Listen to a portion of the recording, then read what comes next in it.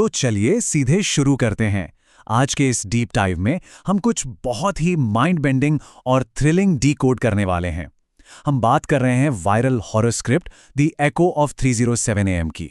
और देखिए, हमारा गोल यहाँ सिर्फ एक डरावनी कहानी सुनाना नहीं है, बल्कि हम उन स्पेसिफिक नैरेटिव बीट्स और साइकोलॉजिकल ट्रिगर्स को डीकंस्ट्रक्ट करेंगे जो इस स्क्रिप्ट को इतना वायरल और इतना टेरिफाइंग बनाते हैं। पर आगे बढ़ने से पहले एक बार इस सवाल पर गौर करते हैं।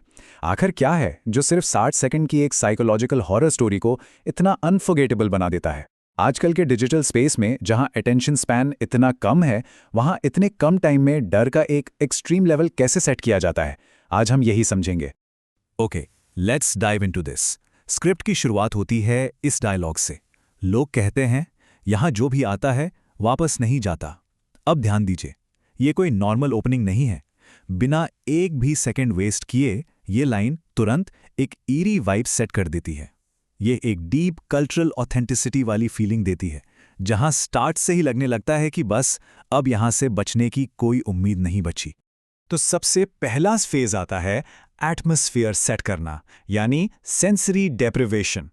चलिए देखते हैं कि आसपास का एनवायरनमेंट कैसे सबसे पहला दुश्मन बन जाता है। यहाँ शुरुआत में कोई मॉन्स्टर या भूत नहीं दिखता। ये लाइफलेस बिल्डिंग खुद ही विलन का काम करती है। एग्जैक्ट रात के 3:07 का वक्त, एकदम सुनसान बिल्डिंग, टूटी हुई बालकनी से टपकता पानी और अजीब तरीके से फ्लिकर करती हुई लाइट्स। ये सारे विजुअल एलिमेंट्स पर्पसली एक साथ लेयर किए गए हैं ताकि देखते ही एक एक्सट्रीम आइसोलेशन और घबराहट फील हो। और ऑडियो डिजाइन एब्सोल्युटली ब्रिलियंट। इन 3 स्टेप्स को देखिए। पहले जोर की बारिश और तूफान, फिर दूर से आती किसी लोहे की मेटालिक आवाज, और फिर अचानक से एकदम complete unnatural silence. Background noise का अचानक से बिल्कुल जीरो हो जाना किसी भी लाउड जंप स्केयर से 100 गुना ज्यादा पैनिक क्रिएट करता है। अब आते हैं दूसरे पड़ाव पर, द फर्स्ट कॉन्टैक्ट। यहां से टेक टेरर शुरू होता है, जहां आम जिंदगी की चीजें डर का जरिया बन जाती हैं। उस डेड साइलेंस के बीच अचानक फोन वाइब्रेट होने लगता है। स्क्रीन पर फ्लैश होता है अननोन कॉलर। अब ये बहुत ही रिलेटेबल एंग्जाइटी है। नॉर्मल लाइफ में भी अननोन नंबर थोड़ी बेचैनी देता है, और ऐसे माहौल में ये सुपरनैचुरल टेरर को हमारी एवरीडे मॉडर्न साइकोलॉजी के साथ परफेक्टली कनेक्ट कर देता है। और जब कॉल उठती है तो एक डिस्टॉर्टेड सी विस्पर सुनाई देती है, पीछे मत देखना। ये मास्टर स्ट्रोक है। ये एक ऐसा ब्रिलियंट साइकोलॉजिकल ट्रिगर है जो कैरेक्टर को और कहानी सुनने वाले हर शख्स को एक फ्रोजन एंटिसिपेशन में डाल देता है। एक अजीब सा डर कि अब पीछे तो बिल्कुल नहीं देखना है। इस टाइमलाइन की स्पीड पर गौर कीजिए। सिर्फ 3 सेकंड का एग्जैक्ट टाइमिंग। पहले सेकंड में फ्लैशलाइट बुरी तरह फ्लिकर करती है, दूसरे सेकंड में एक लंबी बिना चेहरे की डार्क फिगर दिखती है, और तीसरे सेकंड में वो तुरंत गायब। बिना उस एंटिटी को ज्यादा एक्सपोज किए ये रैपिड टाइमिंग शॉक वैल्यू को अपने एब्सोल्यूट पीक पर ले जाती है। अब यहां से शुरू होता है टेरर का एस्केलेशन। रियलिटी और फिजिक्स के रूल्स अब यहां टूटने लगते हैं। अब ये डर सिर्फ दिमाग में नहीं रहा, फिजिकली मैनिफेस्ट होने लगता है। हॉलवे अचानक से लंबा होने लगता है और अंधेरा एक एक करके लाइट्स को निगलता जा रहा है।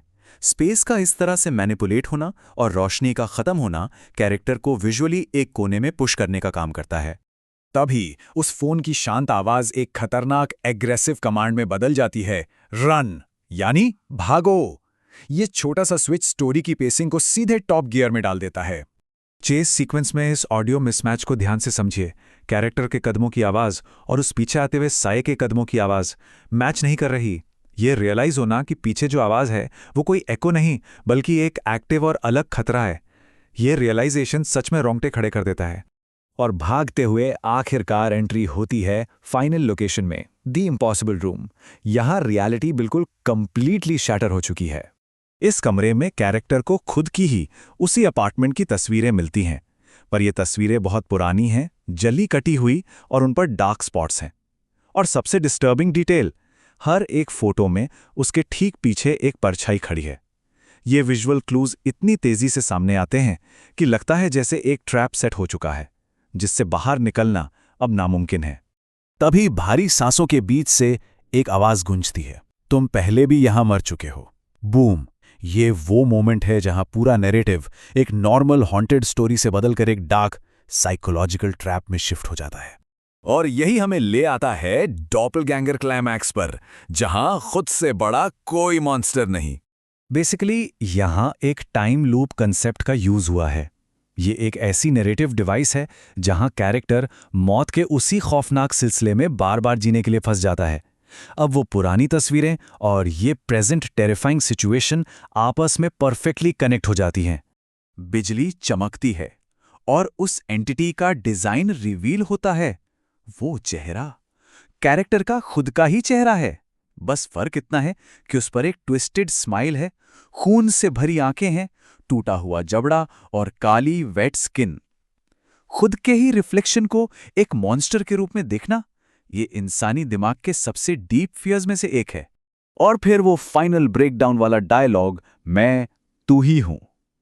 ये लाइन एक टोटल साइकोलॉजिकल कोलैप्स है।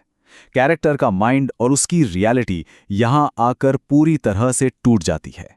लेकिन असली ट्विस्ट तो एंड में है। स्क्रीन ब्लैक होती है और फोन पर एक नोटिफिकेशन फ्लैश होता है, इनकमिंग कॉल, सेल्फ। देखिए किस तरीके से स्टोरी ने उस एवरीडे मोबाइल फोन टेक्नोलॉजी को लेकर पूरे डर को एक परफेक्ट एंडलेस लूप में बांध दिया है। ये वही पॉइंट है जहां से बात शुरू हुई थी। तो आखिर में ये सवाल सोचने पर मजबूर करता है, पेसिंग, ऑडियो मिसमैच और इन साइकोलॉजिकल लूप्स पर पकड़ बनाकर कैसे एक बेसिक नैरेटिव को एक अनफॉरगेटेबल वायरल हॉरर में बदला जा सकता है। इन्हीं छोटी छोटी स्टोरी टेलिंग टेक्निक्स को अगर मास्टर कर लिया जाए तो डिजिटल कंटेंट को सच में नेक्स्ट लेवल पर ले जाया जा सकता है। आई होप इस एनालिसिस में सच में कुछ नया पर्सपेक्टिव मिला होगा।